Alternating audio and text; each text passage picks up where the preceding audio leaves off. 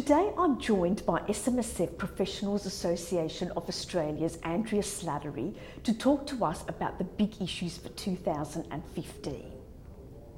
Andrea, lovely to see you again. Thank you very much for having me here, Christine, today. It's a pleasure. Firstly, Andrea, we have the Financial Systems Inquiry this year. Any issues that trustees need to be aware of? Well, Christine, it's been very interesting because the Financial Systems Inquiry actually brought down its major report just recently, and the SMSF trustees should take comfort that this is the third major review in Australia that's actually given a positive outcome towards the SMSF sector.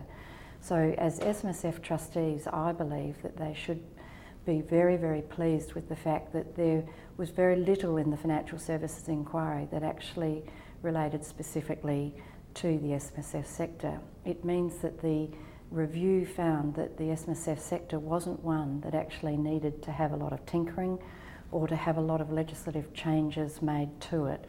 So from an SMSF trustee point of view, moving forward, one of the main issues that came out of it was an investigation into non-concessional contributions, which are contributions made by Australians in their after-tax dollars, and that's where they put money away and they save it, and so that's one of the areas that the FSI actually said that they would like to have a look at.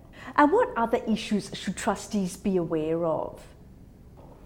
Well, we at the Self-Managed Super Fund Professionals Association are very, very keen to help the government and to continue to work with the Financial Services Inquiry, understand that the measurement of super tax concessions need to be revisited.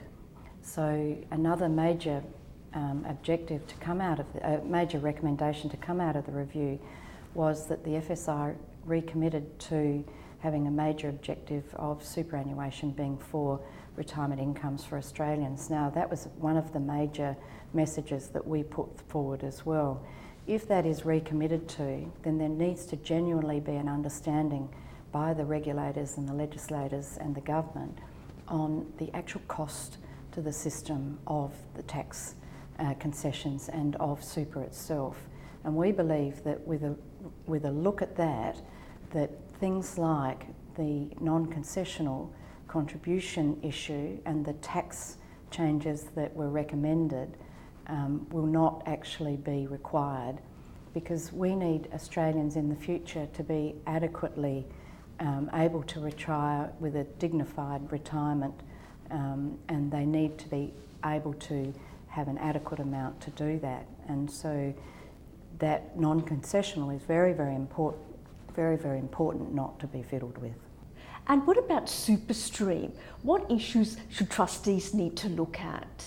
With SuperStream, the SMSF trustees have been very good. There's more than 60% that have actually registered with SuperStream.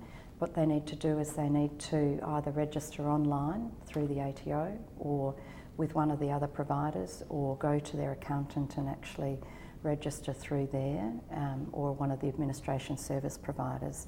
Once they have that registration, then they are able to meet the SuperStream requirements.